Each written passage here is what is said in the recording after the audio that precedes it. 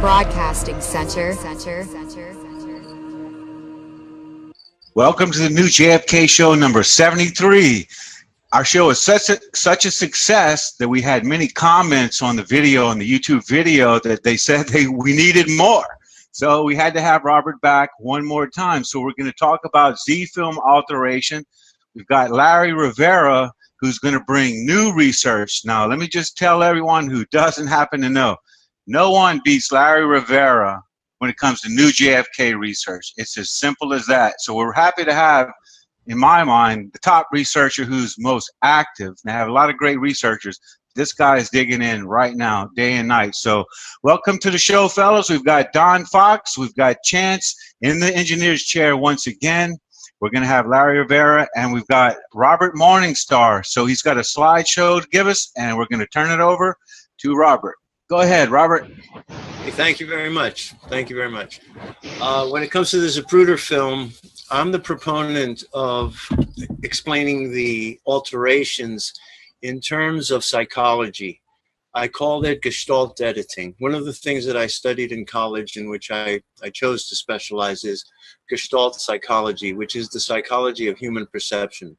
It's a psychology developed in Germany that determined how a human being forms an idea by organizing visual information, basically geometrically. And knowing how the mind works, the German psychologists of the 20s, 30s, in particular the 30s in Nazi Germany, had the capacity to compose, for example, a poster or a film that would make everyone who saw it have the same thought at the same time, and each one of them believing that it was their own individual private thought.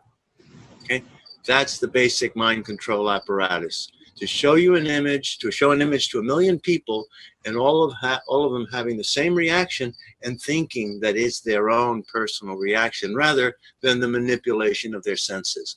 And this is what we have in the Zapruder film. Last week, I mentioned the story of my first viewing of the Zapruder film when it was shown on CBS and cut off just before the headshot. However, I watched it twice. I mentioned that the first time I thought I blinked, so I watched it again at 11 o'clock. And to my amazement, I blinked at exactly the same point, which left me in a kind of confused state of mind. It's called cognitive dissonance because it absolutely made no sense that I could be concentrating 100% at 7 o'clock and actually, like the launch of the shuttle Challenger, 104% at 11 o'clock. The upshot is this.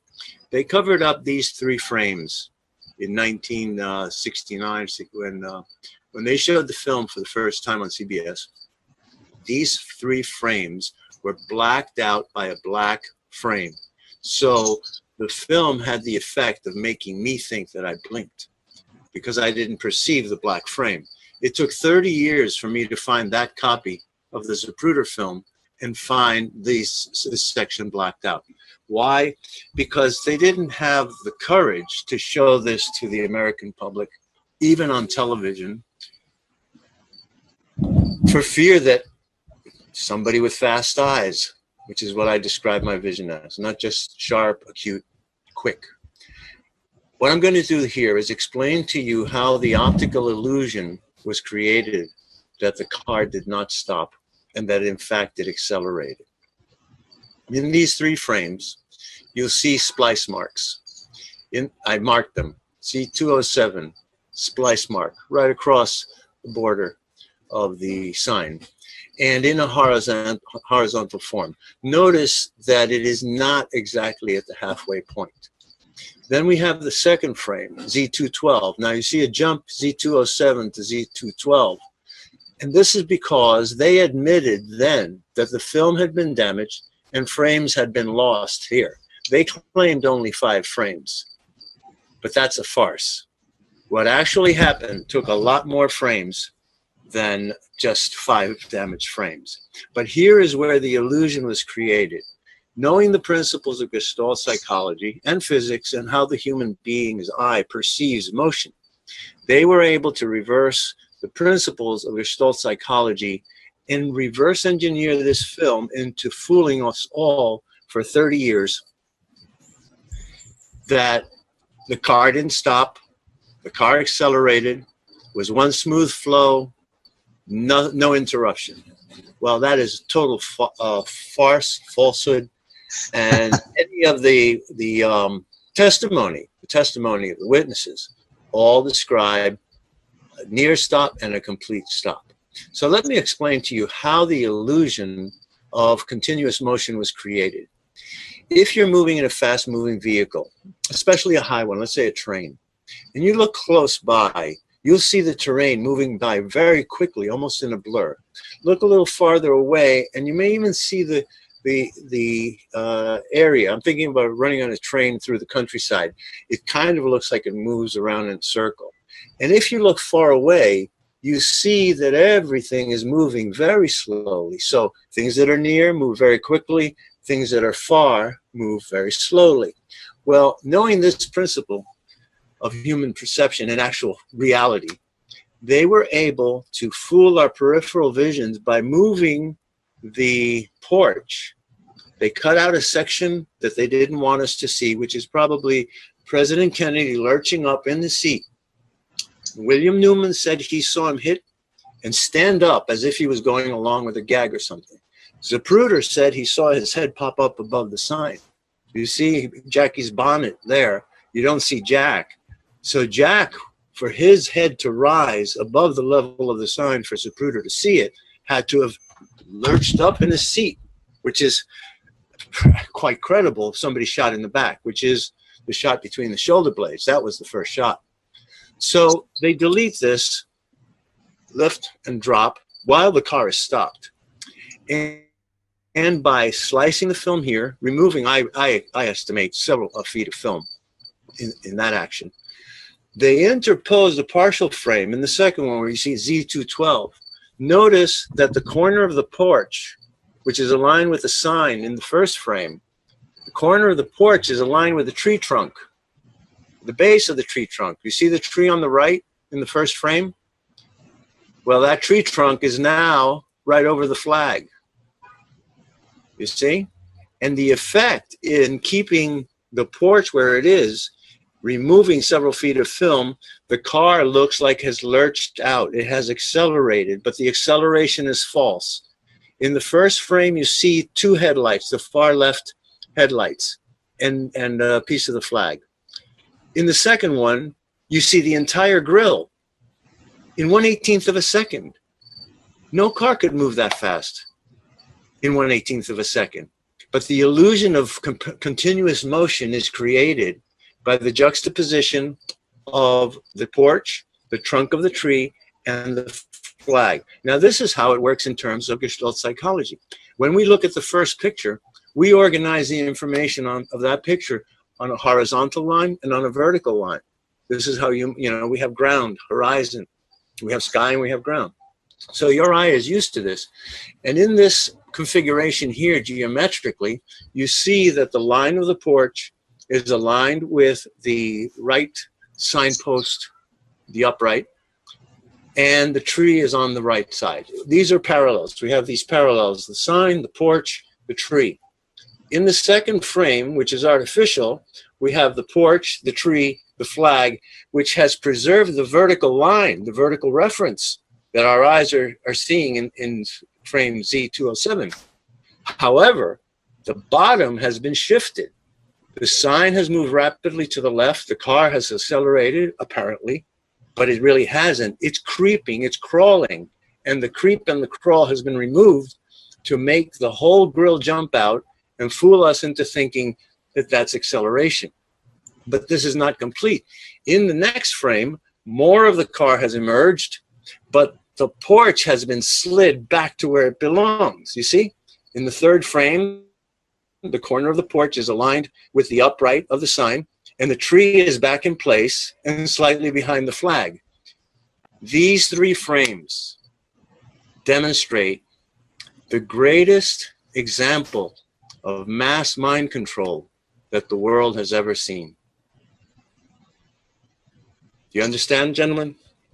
By shifting the upper part of the frame very rapidly, they fooled our peripheral visions as if we were riding on a train, and the train slid to a slow, slow crawl, and somehow, with some power, was able to move a mountain in the far background, 20 miles away, just slide it over to make us misperceive visually acceleration and deceleration.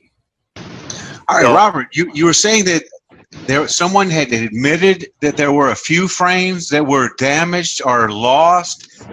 Where did that information come from? Well, the most important information to come out in the last 20 years since I discovered this in 1992 is the work of Douglas Horne, who found a top CIA photo interpreter, Dino Brugioni, who had handled the original uncut film and worked it over that first night when it was delivered to the NPIC.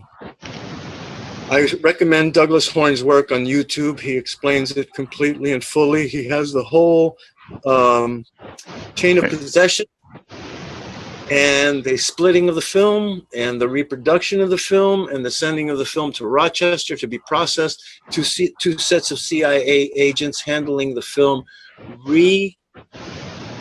recomposing the film with a storyboard.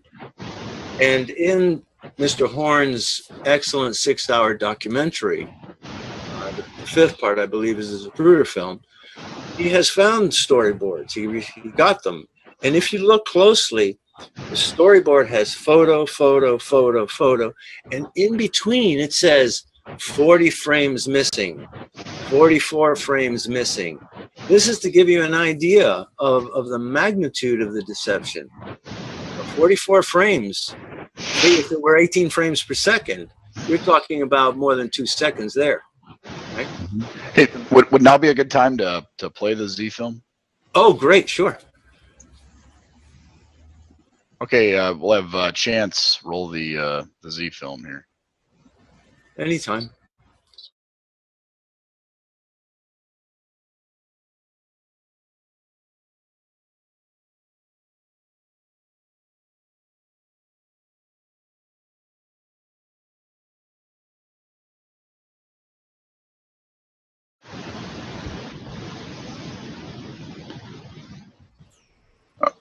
Okay. Okay. Yeah, Robert, the Zfilm is replete with missing frames. Like, we don't see the whole turn from Houston onto Elm. That whole part has been. So I mean, we know before even any shots are fired, or anyone even has a hint of a shot being fired, there's already a bunch of frames missing. Oh yes, and the other thing is this: even the turn, this same technique has been used in the turn. You fellows are familiar with the film frame by frame. You know, there's that odd frame when the president's limousine appears on Elm Street with frame 1. The car in the background looks like it's levitating. Now, this is vertical movement like this. You know, that's unnatural. Again, they're playing with your peripheral vision. When the car appears and the car lurches up there, it creates the illusion that you saw the turn happen. Yeah, and very deep. And this, by the way, this method is used several times in the film. This is not the only instance. You'll find another instance at 156, 155, 56, 57, and the first 130, 100 to 130. Those motorcycle cops coming down in the beginning, as I explained last week, they're moving in slow motion. That is a strip of film that has been shot in slow motion. They were coming around normally like normal cops do, just cruising around. But that, I can recognize it, as I mentioned last week. I had, and I have, a Zapruder film camera. It's actually a Bell & Howell electronic eye movie camera. And I know the quality of film and motion when the movie shot in slow motion, as Zapruder claimed he had shot it at 24 frames per second. Yeah, do we have Larry with us, fellas? I'm here. Yeah, go ahead and chime in there, Larry. Hello, Larry. Hey, how you doing? How's everybody doing tonight? Great. Let's just advance the slides. We got a lot to cover here. Right. Let's go with the slides. I'll show you a couple of impossibilities.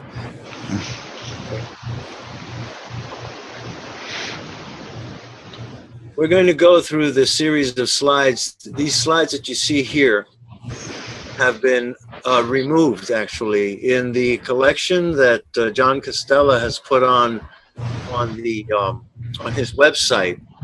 Those have been replaced by whole frames. But I remind you that these whole frames that you see here, they were recomposed and reconstructed in 1997 in that MLM production, you recall, where they computerized the film, they reshot it, they blended it, they lightened up the lines. However, the point I'm going to make here is about things that they were covering up. I mentioned the president standing up and falling back down in the car, having been shot in the back and having said, "Oh my God, I've been shot," prior to the throat shot. But notice the back of the sign here. It's clear, it's clean. You see? No flaws. Let's advance the film. And before we go, look at the lady on the porch, or someone on the porch wearing a very bright red coat. Right? Look at Rosemary Willis standing still in line with, I guess it's Bobby Hargis, or the outer motorcycle cop. B.J. Martin. B.J. Martin, right. By the way, let me tell you something. Gene Hill was going out. Let me see, was it Gene Hill or Beverly Oliver? Gene Hill with Gene B.J. Hill Martin. was going out with B.J. Martin. That's right. He told me that when this happened, B.J. Martin did he was throwing the sound, everything exploded. He did a complete 360, practical 360 with his motorcycle before it came crashing down to the ground. That Gene Hill told me in 1994. It's in her book also. Oh, great. Well, anyway, look at the back of the sign. You see there's nothing wrong with it. Now we go on to the next one. And what has happened? You see, these are frames that John Costella has put in as purported frame 208, 209, 210, 211. But these frames weren't around in 1992. This is not what was being shown to the general public. Notice also that the left side here is completely demolished. You know, it's obliterated. And it will remain so for the next 4, I believe 3 or 4 frames. 208, 209, we can go on, you'll see. Okay, look at the top of the frame. That person has disappeared in 1/18 of a second, the one with the red coat. Okay? And also the left side is completely chopped off. Continue. Yeah, I'm sure that left side, there's a great explanation for Oh it. yeah, sure. Sure, here again, but they didn't want us to see the sprocket. Again, it could be that there was information on the sprocket. Oh, here it is. The sprocket area was stamped with a code, Kodak film, Ektachrome, blah, blah, blah, point. And if we had seen the sprocket area, we would be able to see alterations, because those imprints, for example, the Kodak register and the number are at regular intervals. So you should have printing, 10 frames, printing, same thing, 10 frames, and so on. But if we were to see this uncut, you would see that those are out of joint, they're disjointed. Please continue. Next frame, again, nothing worth talking about. What do we get here? Okay, now look at the back of the sign. You see the frame there? It's made to look as if the frame has been cracked by at the sprocket area. However, I believe that this is an attempt, again, to cover up damage that was done to the sign by shots that went through the sign. I just recently read something, an account of Jackie Kennedy, told Jim Bishop in the day that Kennedy was shot that when she looked up, she saw pieces of the sign flying at her. I had never read that before. I've read a lot of her testimony, but this particular excerpt from the day that Kennedy was shot is significant.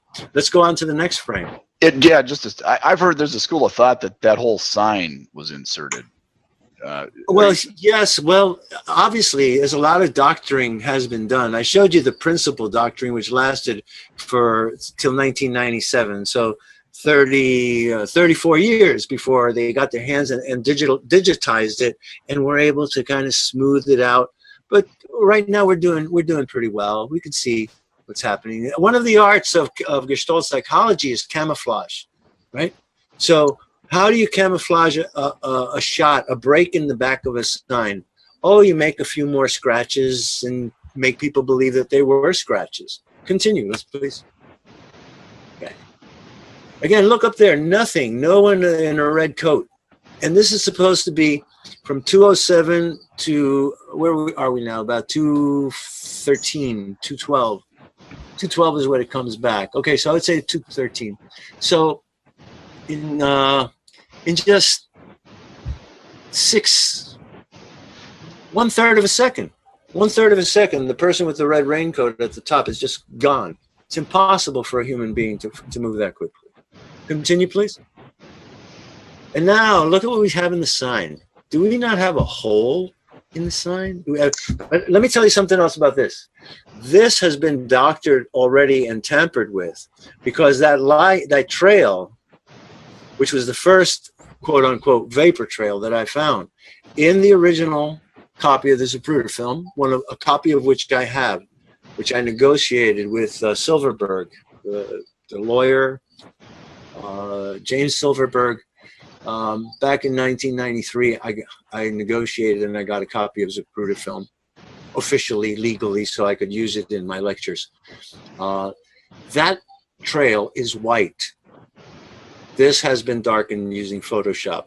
I have Cray's supercomputer enhancements of the original frame, and I can show them to you at another time, and you'll see that this is clearly white. But look at the sign. You see the plug, the hole, whatever it is, the black mark. Again, black marks can be magic marker applied to something smaller that would appear white. What would we expect if a bullet went through the sign from either side, whether it was shot through here or coming through the other side? We'd expect to see some sunshine, some sunlight, a background of some color, perhaps. But when you black it out like that, you obliterate the sunshine coming through, you see? It's a darkening of evidence there. And again, the striations, look at the cracks coming across the back of the sign, spread out. Now, the first horizontal below the black dot, look at it, does not go through the post. But when you see the second one, it does go through the post. This is what I believe I call camouflage. We can continue. The next I was going to say, now, if your windshield was cracking as fast as the sign appears to be, you'd probably not get down to the end of the block before the whole thing fell apart. Yeah. And now listen to this. I consider this my masterpiece. I found this vapor trail. Subliminally, I saw it when I went to see the film JFK. I sat in the 10th row. And as this was unfolding, and that's the Cray supercomputer enhanced version of the Zapruder film that was done by Oliver Stone.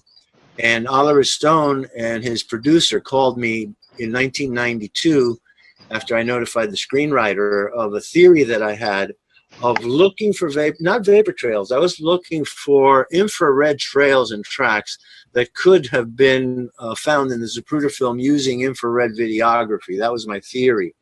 That if we got an infrared camera and the Zapruder film, a real 8mm copy of it, we might be able to see areas of the emulsion that had been heated by the bullets.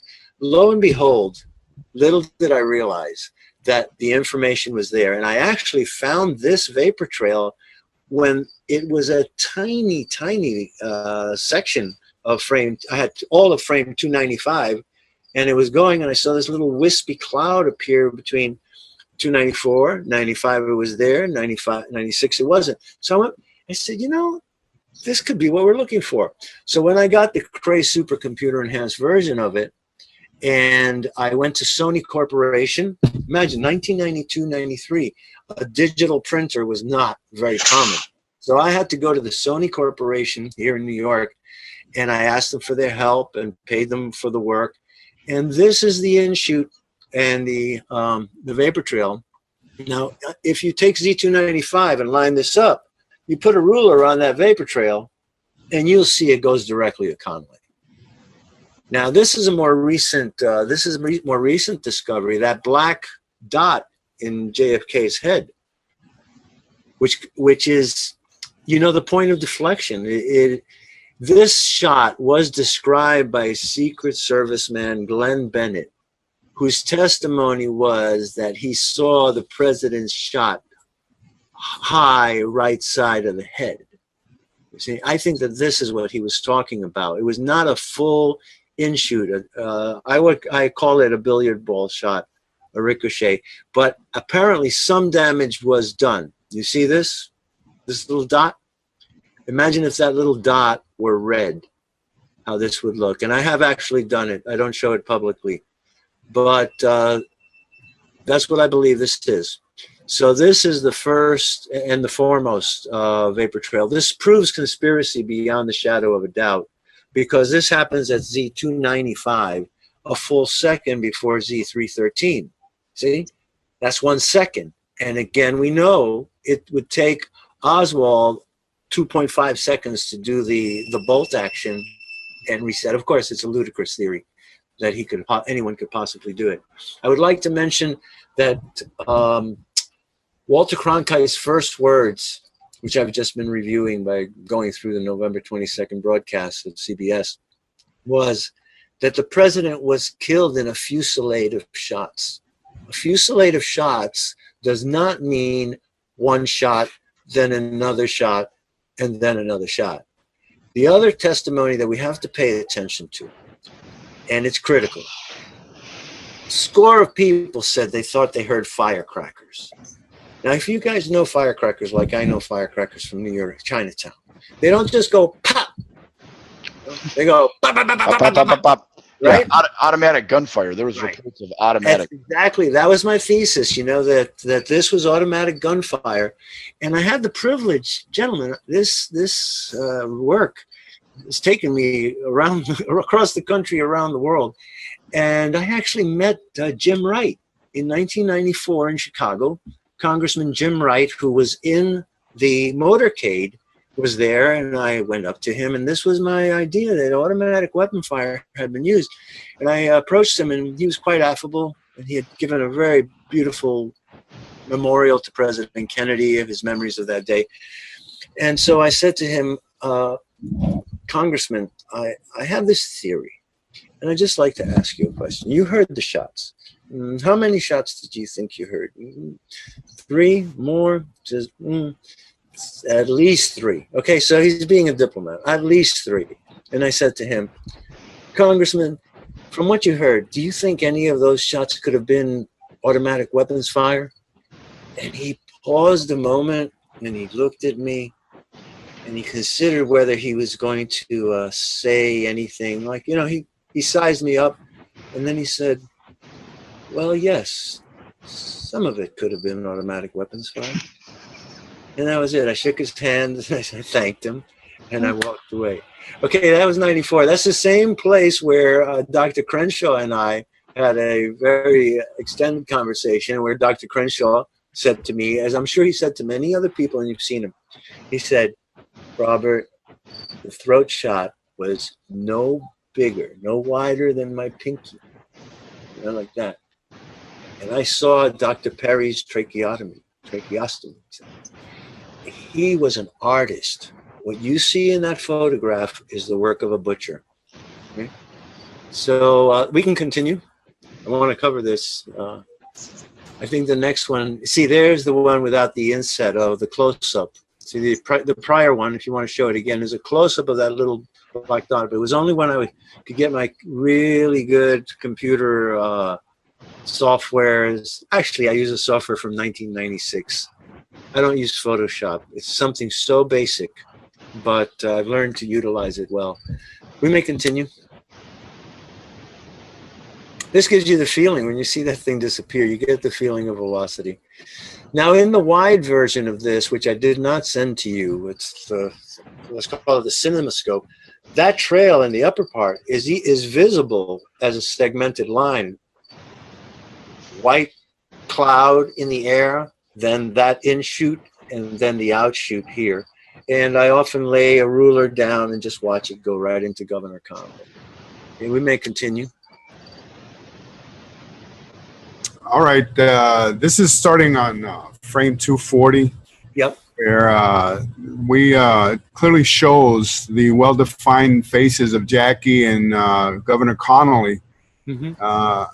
However, when you look at JFK's face, you can tell that it's been fleshed out and blurred, where his features are were not distinguishable at all.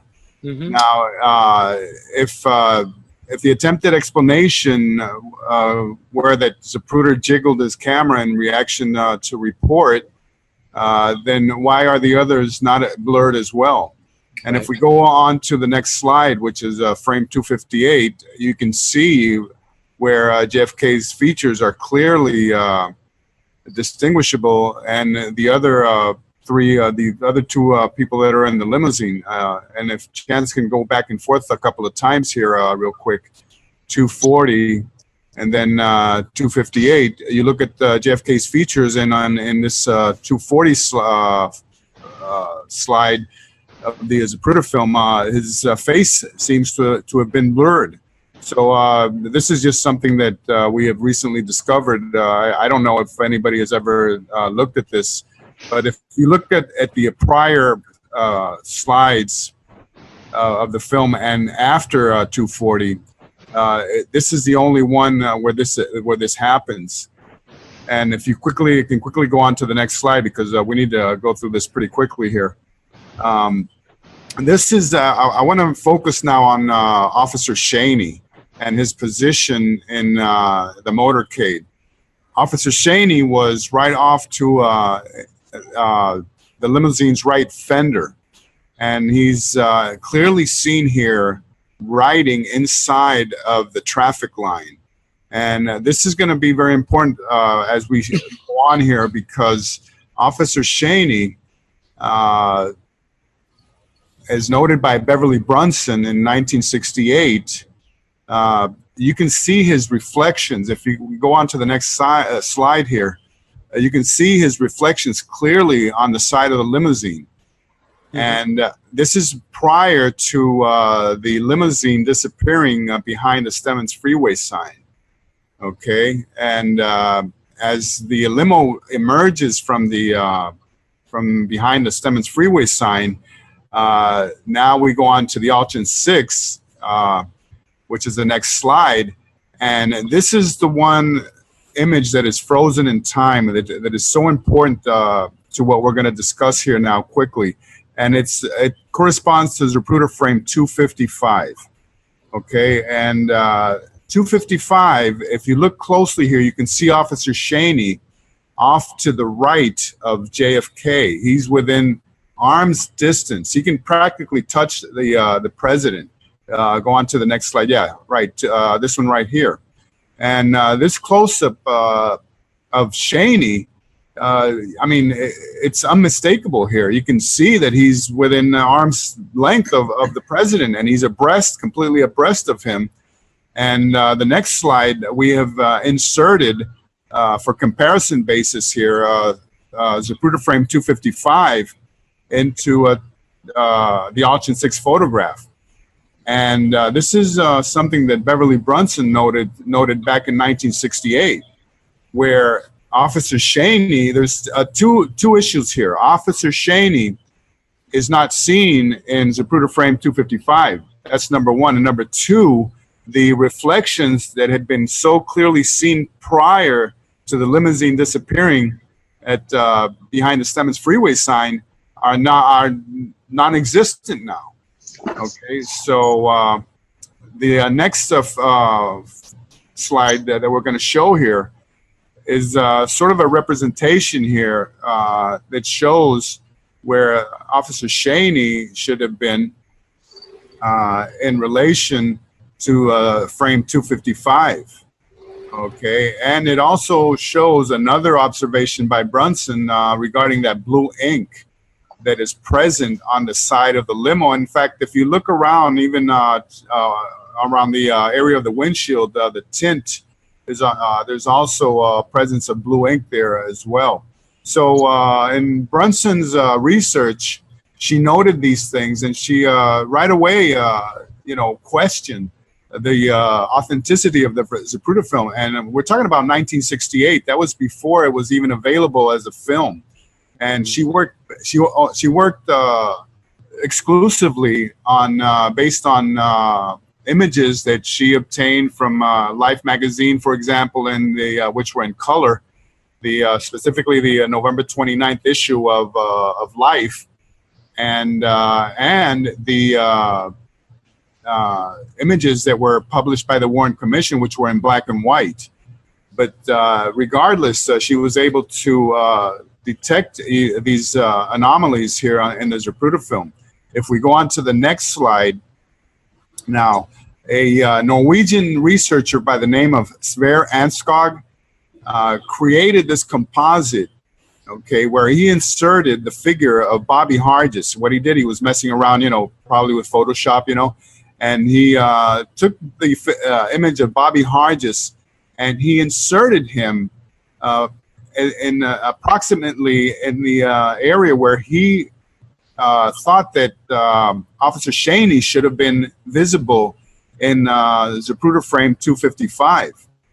Okay, and this is very interesting because in a way he confirmed Beverly Brunson's research, which had been totally forgotten. I found Brunson's papers and a lot of her correspondence with Harold Weisberg at Weisberg's website, where the repository where all of his papers and documents reside at Hood College. Gerald McKnight, Dr. McKnight, is the person who has been responsible for compiling all of Harold Weisberg's work there. So anyway, there is a directory there dedicated to Beverly Brunson, and this is where I found these letters and papers that she had written regarding these issues. A lot of other things that she investigated as well. But for what we're discussing here right now, she noted that Officer Shaney should have been present, should have been seen in Zapruder frame 255. And if we look at the next slide, this is a composite collage that I created. And this one, in this example, what I did was I just went and took Officer Shaney from frame 207, I believe, 207, and inserted him, 205, 206, and inserted him where he should have been. And I'm pretty sure that if we go back to Dealey Plaza and do an experiment, where we run a motorcycle next to a convertible or any car, and somebody filming from Zapruder's pedestal, I'm pretty sure this can be confirmed physically. If we go and do some field work, as we have done in the past in Dealey Plaza, I'm pretty sure that this can be, this concept here can be confirmed. And so that's just one of the discoveries that I wanted to bring forth here tonight. The next one, the next slide, has to do with the blowout in the back of the head. Hey, Larry. Yeah. The main reason is because the officer was in the line of fire, right? Well, that's another thing we could take up a whole hour of discussion on that. I didn't want to mention it, but now that you did, yes. The reason that Brunson proffered this concept that they had removed Officer Shaney from the Zapruder film would have been because he would have been in the line of fire from a shot from the 6th floor southeast window of the 6th floor of the Texas School Book Depository.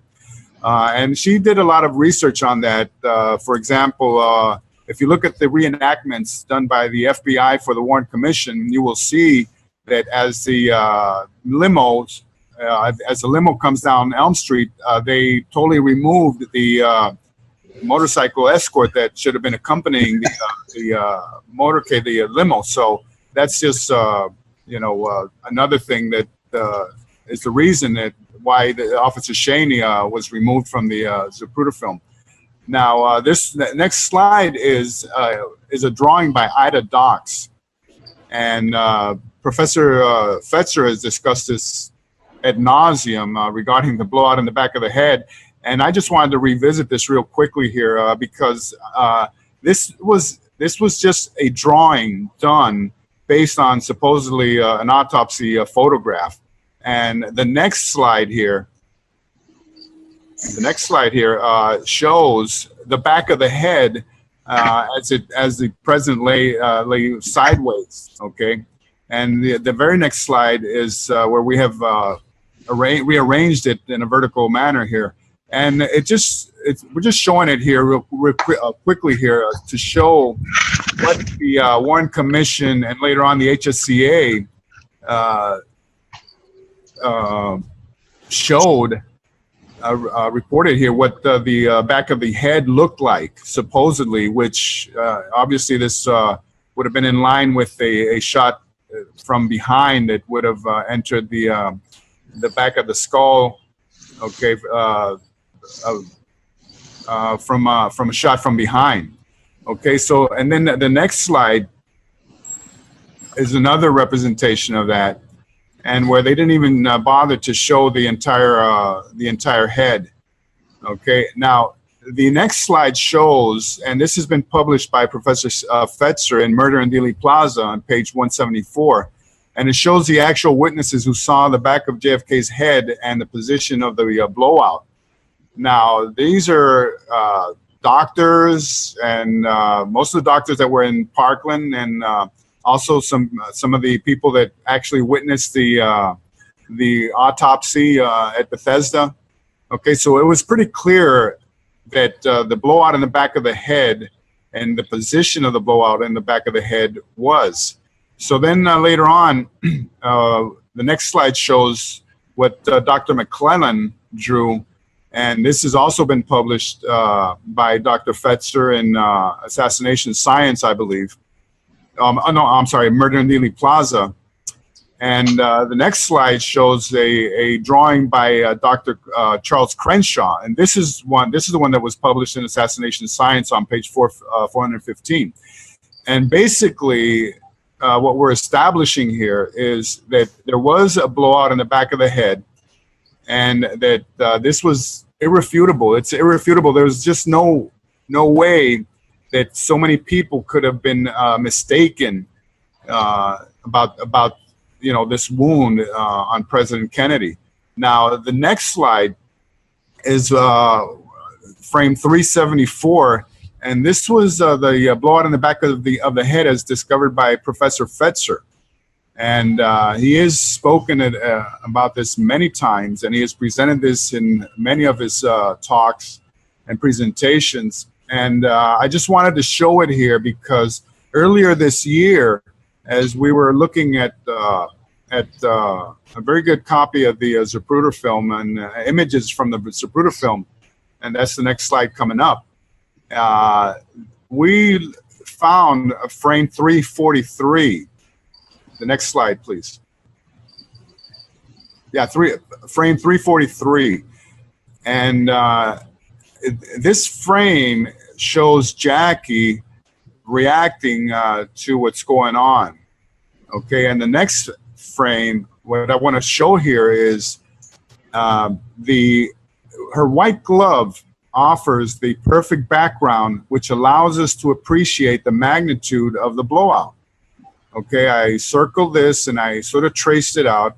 And the very next slide shows we did an insert here, and we traced it in black pencil or ink or whatever, and showing the magnitude of the blowout in the back of the head. we published this on Veterans Today earlier this year. And the very last slide is a sort of like a neon glow representation of that image. And what really drew my attention was, this is Photoshop, okay? But what drew my attention was the presence of the blowout is really, really, really shows in this image here. So, you know, basically, you know, and quickly, you know, I just wanted to go through these images here for this discussion here. And if anybody has anything to add on to this, be more than welcome. It's great work. Really, I really appreciate it. The one thing I would say is that I have original copies of, well, not original copies, but higher resolution photos of the back of the head. That's one of the photos that I claim is Officer Tippett, because in the version that I have and that I've enhanced, you can go right into the bullet wound and you see hairs growing out of it. And if it were an in-shoot, it would have penetrated and obliterated the skin and no hair would be growing out of it. So this is one of the examples from my thesis that the photos of Officer Tippett were used to fake us all out, because Officer Tippett, as we recall, was shot in the temple. The bullet traversed his brain, hit the back of the head, cracked the skull, and fell back in. So there would have been a depression, a beveling of the skull. No, an avulsion comes out. This is an indentation in plain English. And the indentation has the sagging skin and the hair growing out. At a later time, I'll share that photograph with you. It's quite something. Ida Docks did an amazing drawing. It is so amazingly photorealistic that many people really took it to be a photograph for years, when it wasn't explained that it was a drawing. The other point about the drawings are that we have to remember that Gerald Ford made the Navy corpsman redraw the back wound from between the shoulder blades, moved it up 8 inches and drew it in the trapezius muscle to make the single gunman theory plausible. So we have a lot of work to do, but I'm really glad that all of this is coming out. It was very lonely in 1992 to 97, being the only one who believed that. Well, don't think the welcome wagon is outside now. I know. Well, at least we know, gentlemen. You know, yeah. And, each of us is doing our work, and I commend Larry on this. This is really good. And, let's tell anybody and everybody, don't believe the Zapruder film. If you see it on television, turn it off. It's bad for your brain. Well, I wanted to back up a little bit when you mentioned the B.J. Martin going around in circles after the 313, after Zapruder 313. That's when it happened, according to Jean Hill in her book, The Last Dissenting Witness. And that was a very important moment, because it really proved how the Zapruder film had been hacked. Because later on, last year, when we did the transcripts of the Fred Newcomb tapes of officers Hargis, Douglas Jackson, Bobby Hargis, James Chaney, and B.J. Martin, it became very clear that the motorcade, the limo, stopped for quite a lot of time there. Yeah. We're estimating probably up to 18, 20, maybe up to 30 seconds. Okay, and in order for B.J. Martin to have had time to go around in that type of maneuver, and according to Jean Hill, what he was trying to do was trying to avoid being shot. And his exact words were, he didn't want to be like a duck in a gallery. And that's exactly what he told Jean Hill at the time. And then we also know that Douglas Jackson went up the embankment there, trying to chase down whoever was shooting up there, and then he flipped his motorcycle up there, And we've done research on that as well. And Bobby Hargis himself said that the limo stopped for at least 6 seconds. And then James Shaney said that Bobby Hargis ran in between the limos in front of him as he was stopped. So, one of these days we should really dwell a little bit on the Moorman film, because Clint Hill was nearly killed by the Queen Mary. He was hit by that car. And he's lucky that he didn't catch up with the limousine sooner, because he might have lost his legs. But if you look at the Moorman film, at that point where Clint Hill is running, you'll see that he had to brake. Sam Kenny had to brake sharply to avoid rear-ending the JFK limousine. And at that point, the front wheel is turned out 45 degrees. The car has sunk, and when the car stops, the front end sinks and the gap between the wheel and the wheel well shrinks.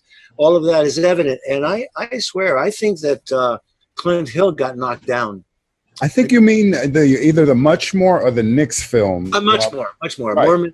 The Much More. The Moorman. On the Moorman, I had it in the back of my mind because I wanted to talk about that weird Moorman with the thumbprint. Yes. Camouflage. You know why? Because she caught the brain matter coming back and hitting his windshield and hitting him. And so by putting this thumbprint over the whole thing, they mapped the brain matter. Very possible. There's a lot of research going on right now on the Moorman by Ralph. Okay.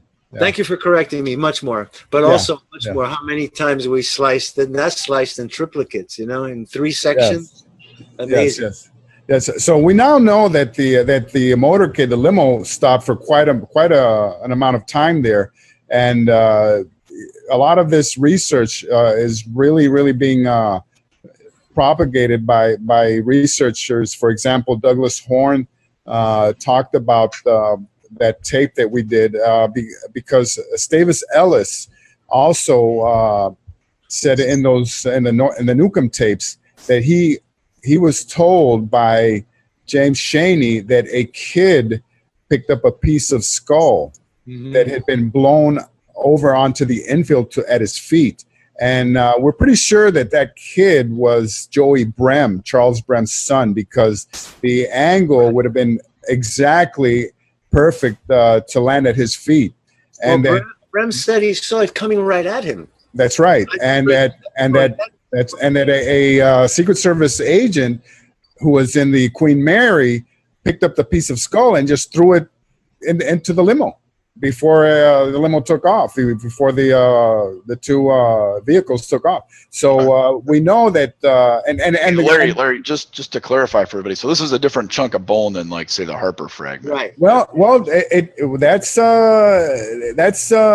still being debated right now, because we know that the Harper fragment was not found until the next day at 5:30 p.m. And this fragment that this kid picked up, who I'm postulating could have been Joey Brem, could have been later on planted down Elm Street to sort of give the impression that this had been blown from JFK's skull from a shot coming from behind him.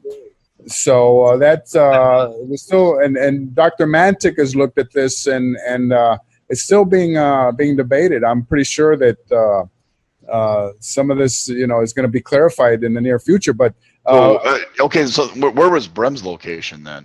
He at the rear left, as JFK had just passed his position, just off Hargis's position. That's right. He's seen in the Zapruder film in frames 281, 282, 283. Gentlemen, I want to bring to your attention an amazing, wonderful treasure resource is Rush to Judgment, which I viewed again. I saw it in the theaters film. Yeah. But Mark Lane's work interviewing the real witnesses. That's right. From this, and this is where Charles Brem says that he saw the piece of skull coming right at him, and the bullet must have gone past him too. And he was also quoted the next day in the Dallas Times Herald. And then after that, they got to him, and he totally reversed himself 180 degrees. And he said no, that as an ex-Army Ranger, that he knew ballistics, and that wasn't the case, and that he had been misquoted. And that's the story of Charles Brem. But his immediate impression and his immediate declarations and interviews that day were that he had seen the shot come from the knoll, and that chunk of skull had landed at his feet. Yeah, clear contrast. All right, Robert, we got a couple of comments from the last video that's been up on YouTube, so I'm going to read one to you and let you comment before we go. Okay. All right. All right, it says, amazing show, Gary, having someone like Robert Morningstar, similar to the Doug Horn show of 2009. Robert doesn't have a book to sell, so he's a very genuine person. All right, of critical importance that he didn't get to cover in the last show. Robert's claim that Don Groen's show in 2014 that Robert has some film drastically different from the altered Zfilm, showing likely, let me hit the read more, real events. So can you comment on that? I think real question from a real person who watched the video last week. Your audio is breaking up, but I think it was Robert Groden's film. What he's claiming is that you spoke in a radio show in 2014 on the Don Grahn show. Donald Grant, yes. That you have some film that is different, like altered. I mean, Zfilm, but not what we're used to seeing. Yes. I do have a version of the Zfilm, which I believe was an intermediate version of the doctoring, where the doctoring isn't complete.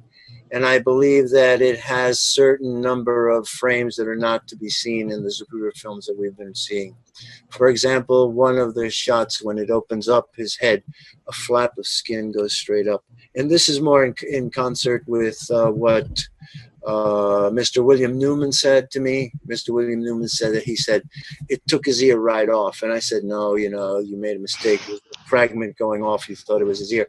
But in this film, we see the head split open, and a strip of flesh goes straight up like that and snaps back down like a snake coming out of many witnesses said it went straight up. Many witnesses. And this is the other part, that in certain frames that I've isolated, it's a very rough film. It's not something that was preserved very well. So anyway, the point is that it is more in concert with what Dino Brugioni says and with what Mr. William Newman say they saw. And I'm working on improving the quality. I really had to put it away because it is so horrific. And it shows me that between Z313 and Z340, he was triangulated. And there may have been as many as 4 shots all at one time. And that's it. What they did is they took out the intervening frames. So let's say there were 3 shots, and you have your tape across your 3 fingers, and this is film. You take out the intermediate and the intermediate. You've joined 3 shots into one. This is what was done with the grassy knoll scene. A fusillade took him out, and the shots would have been flying, pieces of his head flying off, and it was just too gruesome. And it's still too gruesome. I had to put it away. It was kind of bad for me to stay on it for so long. But I'm working on it, and when the world is ready, we'll get to see it. But it's enough for me to say, Jackie Kennedy was the only hero in Dealey Plaza. I thought Jackie actually shot Kennedy. This is a slander, She was the most courageous person. She embraced him with 2 arms, and in one of those frames, in the embrace, you can see the blood from the back of the head running over the forearm of her. She was covered in blood when Johnson was getting sworn in on Air Force One there. Right. Well, anyway, gentlemen, I think all of us would be to be commended for restoring America's true history. And breaking up this Wizard of Oz hallucination that the nation had. It's really a horror show.